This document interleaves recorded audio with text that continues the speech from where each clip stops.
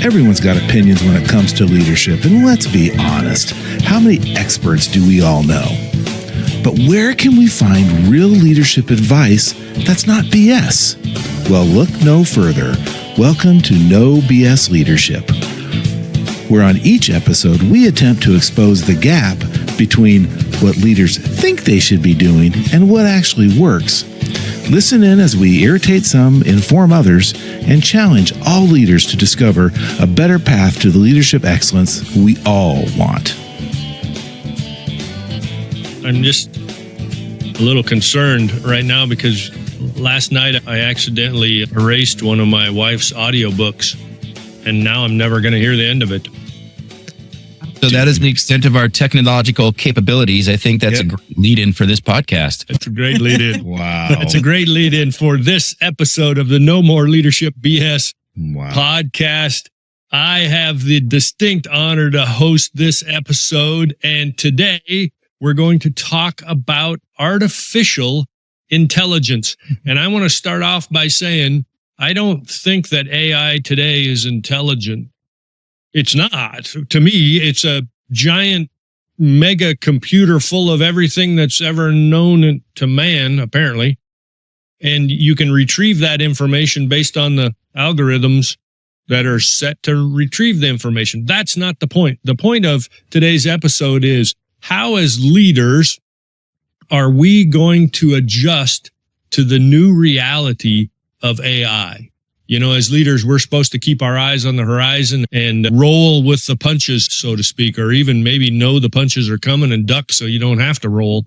I want to have a conversation today about what do we see. None of us are tech experts. None of us are AI experts, but to talk about how do we think AI is going to impact leadership especially.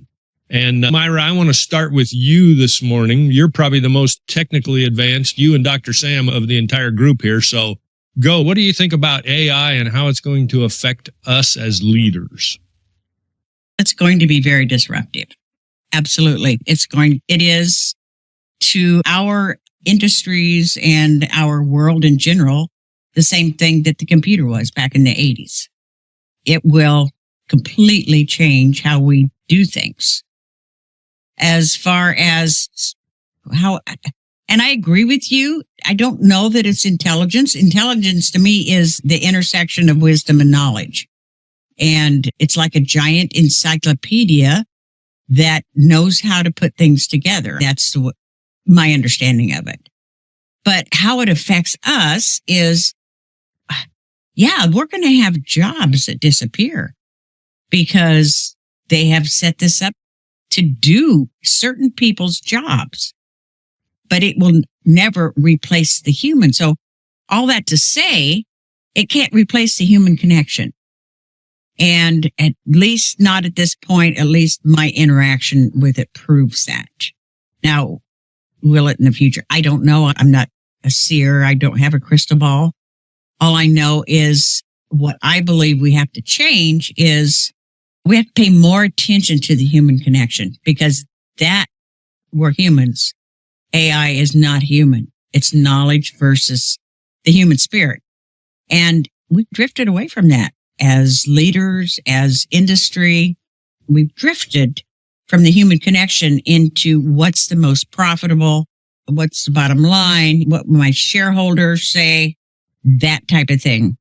And unless we embrace this, unless we look at it with our eyes wide open and realize that we've got to improve our human connection, I think there will be a lot of people that suffer from it.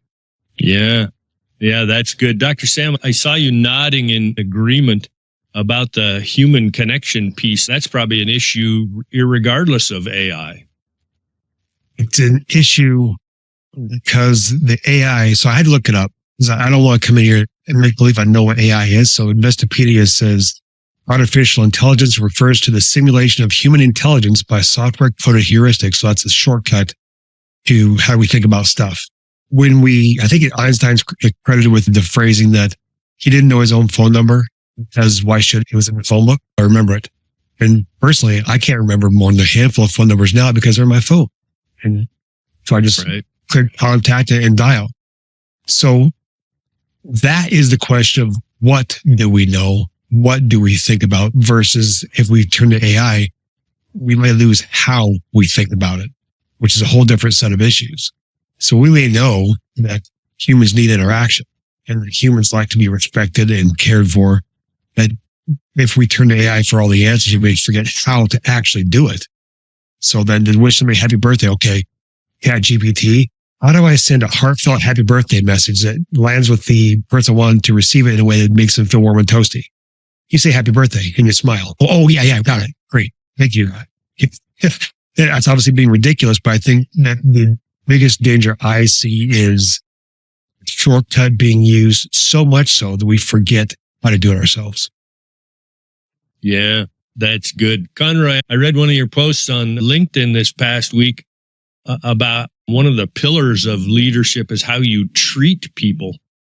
And I was just thinking, as Dr. Sam was talking there, that the computer, AI, whatever name we give it, Alexa, there you go.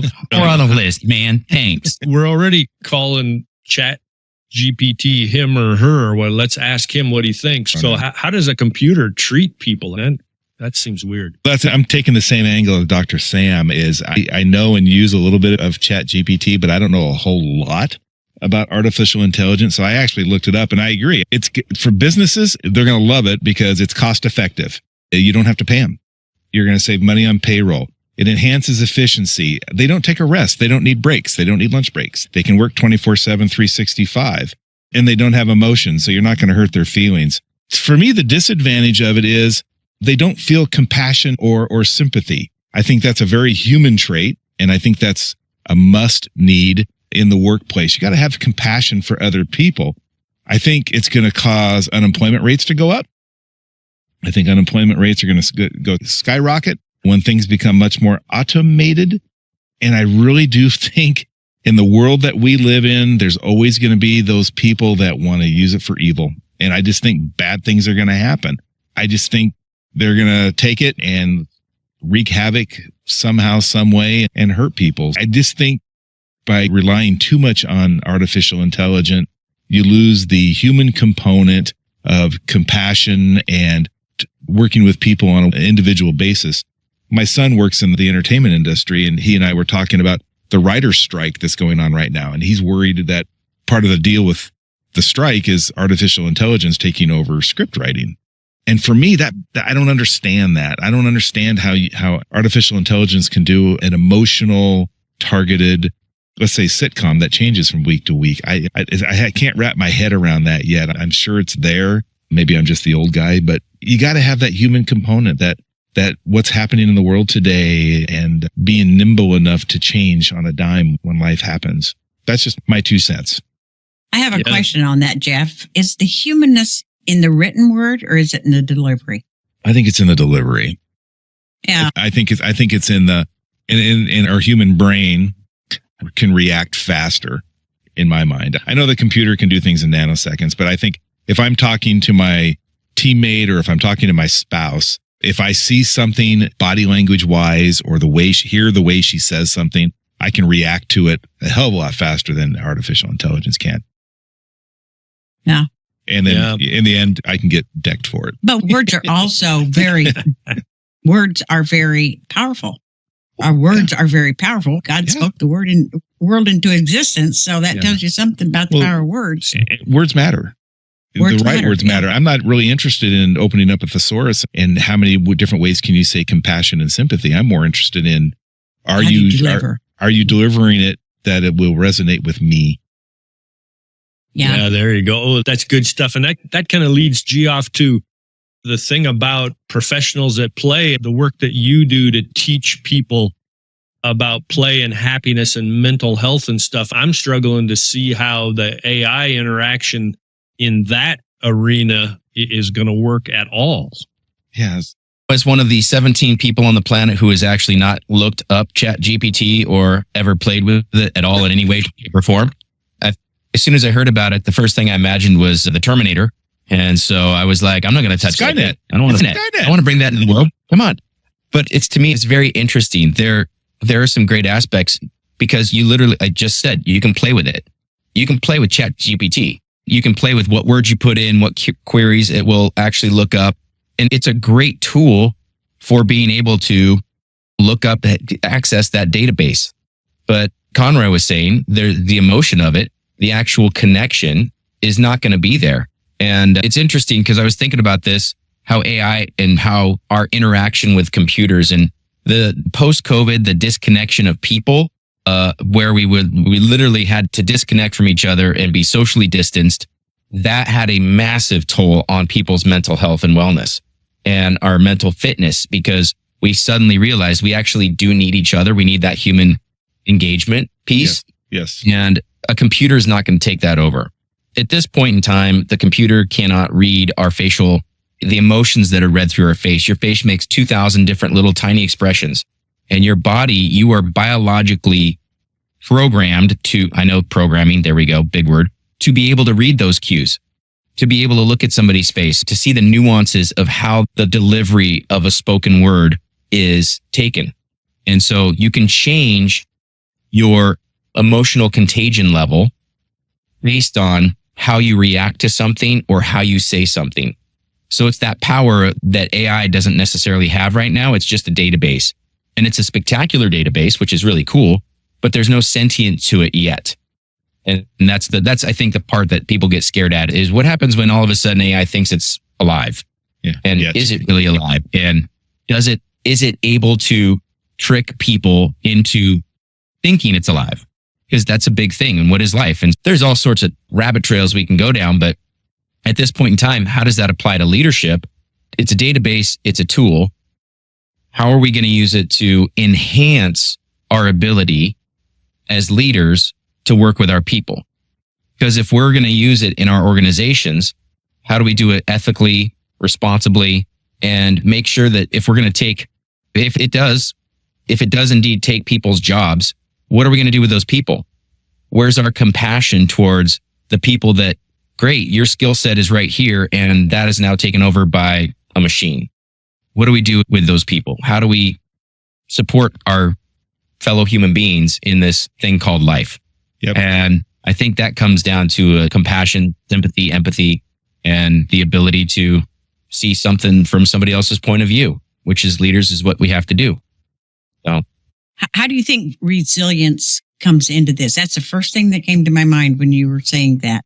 How do you think resilience comes into this? The ability to lead your people into change when they don't know what change looks like. And I heard somebody say, who's going to lose their jobs over this? I think it's impossible to say, but it's almost guaranteed the people that won't get a job is the people that don't know how to use it. We've been through the retraining thing over and over. I live in an old house. It was built in 1851. It is built with the carpenter's care that just isn't available today. The corners look like they grew there, that type of thing. And those people got put out of a job when we started valuing work by the hour instead of by the quality. Ability, the quality. Yeah. And that skill, but they had to adapt. They had to be resilient and jump into the dollar per hour work. So now it went through the Industrial Revolution. It went through the vehicle, then the airplanes, the whole thing. And computers put a lot of people out of work because it used to take a whole crew just to keep it cool. So their job went down the tubes as we got smarter and smarter. But the resilience is, how do I adapt to this? How can I look for the opportunity? Because that's what leaders do. They look for the opportunity for the best of their people. And I just think that is so important for leaders to look at. Oh, Myra, I think that's a great point. Thanks for bringing that up, that through all the technological changes, and you just listed some of them, and there's been lots more, and there's certainly going to be many more in the future. One of the things that's consistent through that whole thing is leadership, that the technology has yet, and I don't see it in my lifetime and maybe even a number of generations, that technology will replace leadership. And so whether it's AI or whether it's the buggy whip guy or LED lights instead of incandescent light, all the computers, all that stuff. In those arenas or in the businesses and the things that we all do every day, there is still going to be a need, still remains a need for leaders and leadership. I agree. Anybody's thoughts on that? Do you No, agree I with agree. me? I feel pretty strongly about that. Yeah, I agree. At least for the next generation or two. Yeah. We'll see. I won't have to worry about it. Yeah. That's because you're old. Hey, So, Dr. Sam, ChatGPT couldn't get that out there. Come on. Dr. Sam, I want to hear your thoughts on, you came from higher education. It seems like in writing papers and thesis and things like that, ChatGPT would be a pretty good tool to use. Be a good tool to use. Yes, it would be. It would also be a dangerous tool to abuse. So There you go. there's this thing called Turnitin, and you submit paperwork, your thesis or paper to the software, and it will determine how much of your paper is probably or possibly plagiarized. yes. And so I did a test the other day just for fun. And I wrote up a brief essay in the AI we've been talking about. And I took a paragraph that seemed to me to be pretty generic, and you can find just about anywhere.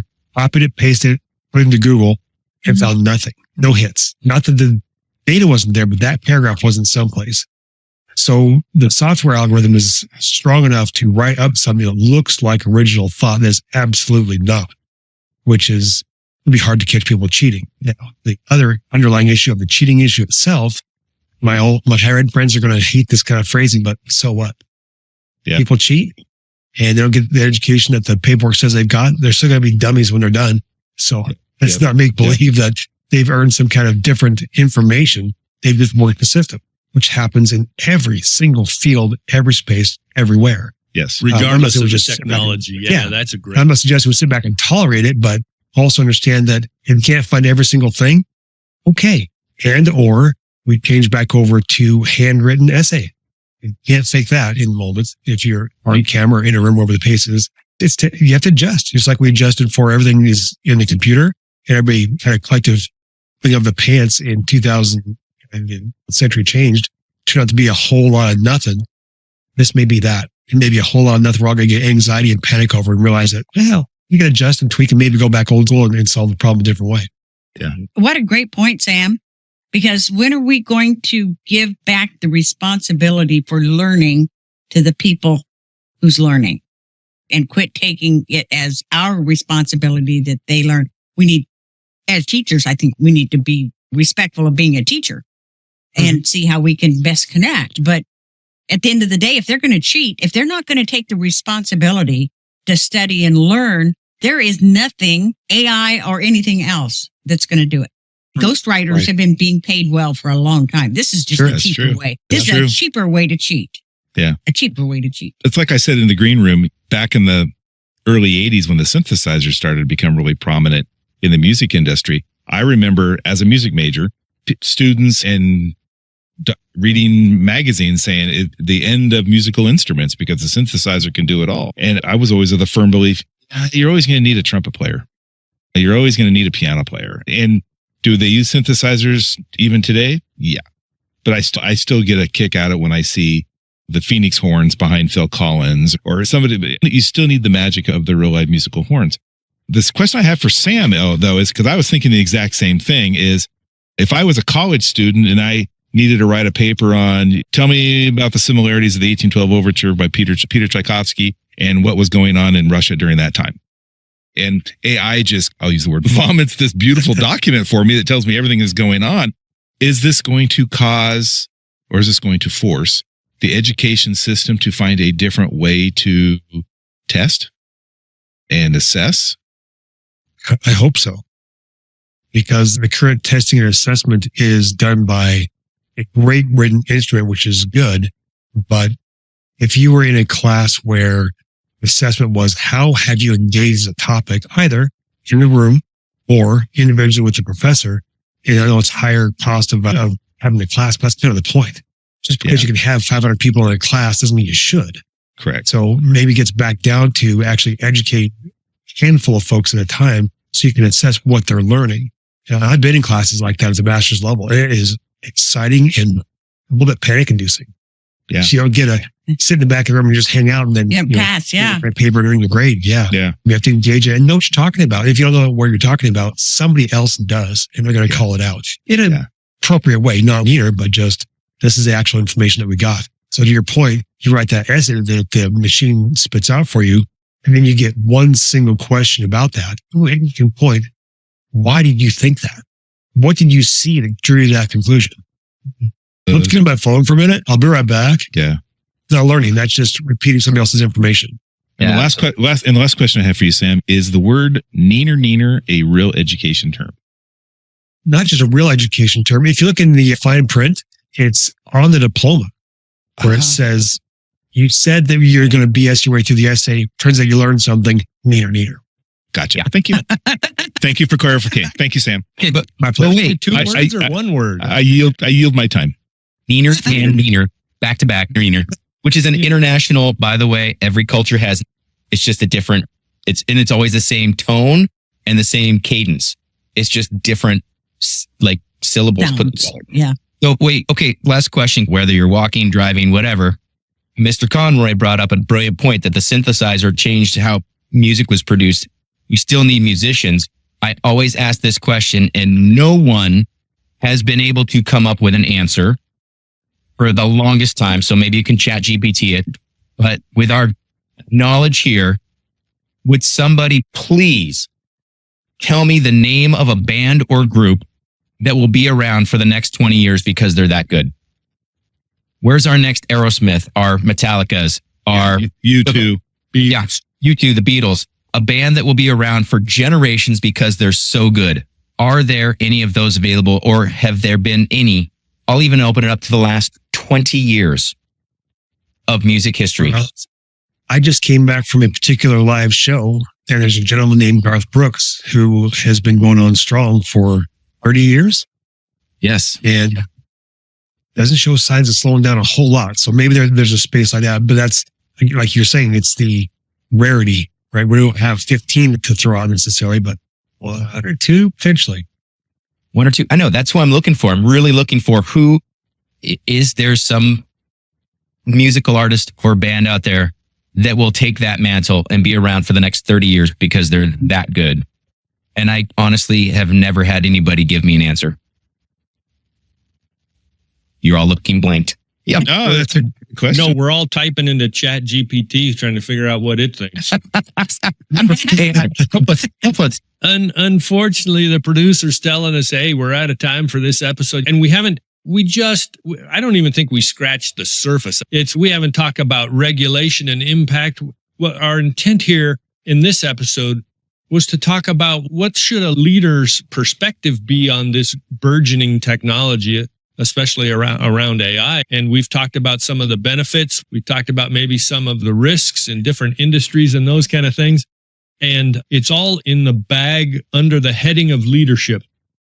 As leaders, we're required to assess the things that are coming. How are they going to impact our people, the people that we're responsible for, and therefore how is it going to impact our organizations?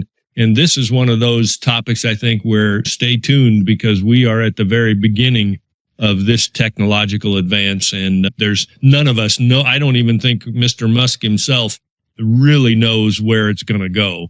Certainly, he's more educated about it than I am. But I think there's a lot that we're just going to have to wait and see. And as leaders, that it is the way a lot of things work. We just have to wait and see and make sure that we keep focusing on taking care of our people. I'm going to go use Chat GPT and see what it says about the No More Leadership BS podcast.